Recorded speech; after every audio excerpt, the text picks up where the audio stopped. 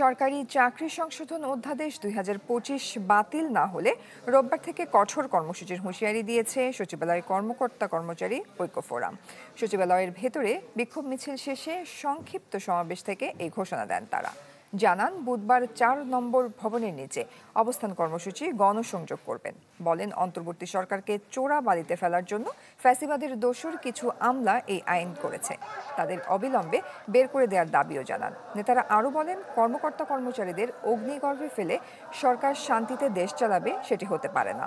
পরে সমাজ কল্যাণ উপদেষ্টা বরাবর স্মারকলিপি দেন আন্দোলনকারীরা। অনুরোধ করেছি, অনুনয় বিনয় করেছি, আবেদন নিবেদন করেছি, কোন আবেদন নিবেদন গ্রহণ না করে তারা এই কালো অধ্যাদেশ জারি করেছে। আমরা এই আন্দোলনকে আরো তীব্র থেকে তীব্রতর এবং এটা এক সময় যাতে আন্দোলনের গণজোয়ারে পরিণত হয় সেই ব্যবস্থা করব ইনশাআল্লাহ।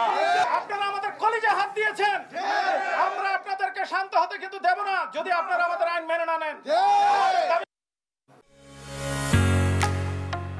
ঢালাইয়ের সেরা প্রিমিয়ার সিমেন্ট।